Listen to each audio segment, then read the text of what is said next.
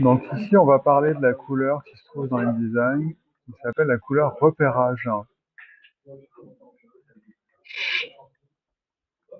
Du coup, quand on a par exemple un dépliant qui va comprendre plusieurs plis, comme ça, un petit peu dans tous les sens, on va être obligé de mettre des repères de pliage à la main. Et cette couleur repérage, en fait, elle sert à ça. Elle sert aux repères de façon à ce qu'on ait bien des repères noirs, mais qui apparaissent sur toutes les couches de couleurs du document. Donc du coup, pour ce faire, je vais devoir venir tracer à cheval en fait, hein.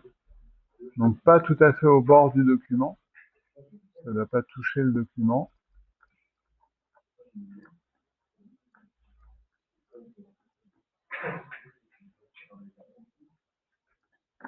Je vais tracer donc euh, mes repères de pliage. Donc je les mets bien sûr en pointillé. Et au niveau de la couleur, je les mets en couleur repérage. C'est ce qui va me garantir que j'aurai bien mes repères noirs sur toutes les couches. Et donc je vais faire bien tout le tour du document, comme ça.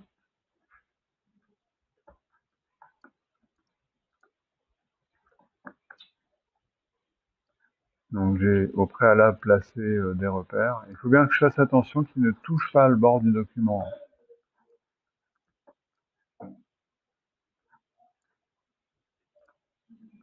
Hop, puis je vais venir les dupliquer partout. À chaque fois qu'il y a des plis, en fait.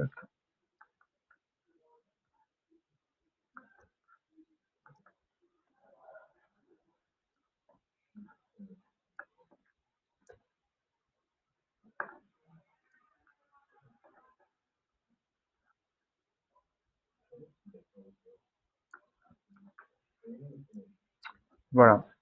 Et puis je vais en profiter pour introduire cette notion de zone de ligne bloc. En fait, quand je crée mon document, hein, ou quand je retourne dans mon format de document, j'ai donc la possibilité de paramétrer la zone de fond perdu, mais j'ai aussi la zone de ligne bloc.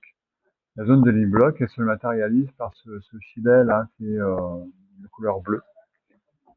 Cette zone de ligne bloc, elle sert à ce que je puisse avoir des éléments, que ce soit du texte, une image, qui soient en dehors de mon document, mais que j'ai besoin de faire apparaître sur mon PDF. Ce qui fait que quand j'exporte mon PDF,